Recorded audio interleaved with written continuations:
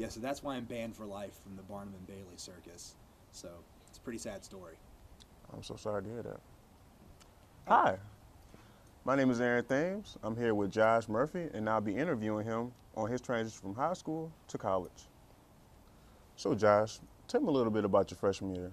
Yeah, my freshman year was a little bit different from most people's. I actually, out of high school, signed a letter of intent to play college lacrosse at a little tiny school in the middle of nowhere in Georgia called Piedmont College. Um, if you've ever heard of Piedmont College, then you're doing better than I was doing at that point in my life. But I don't know. Little tiny school, and it was a really rough transition for me as far as the adjusting to the college athletes lifestyle and a whole new culture within the school as far as like partying and lack of things to do other than partying. It was really rough for me. I actually only lasted a semester before I left school and came home and worked a little bit before transferring elsewhere. So, Josh, take me through the typical day of a lacrosse player.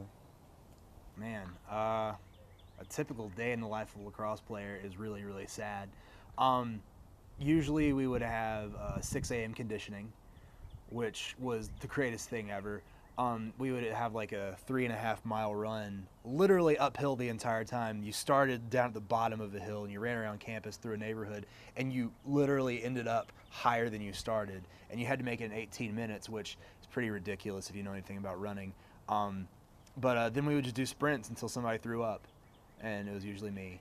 So that's probably part of the reason why I didn't quite last as long as the other ones. But after that, it was pretty typical college student stuff. Like go to class and hang out and watch Mari Povich in the student center while you played pool with your buddies, because that was really all there was to do. And then later in the afternoon, you go to the weight room, you lift, and do homework. And then we really played a lot of Super Smash Brothers and NHL in the dorm rooms. And then on the weekends, I would DD, and it was an experience. I'll leave it at that. So, Josh, what was your parents' reactions to you coming home after that one semester?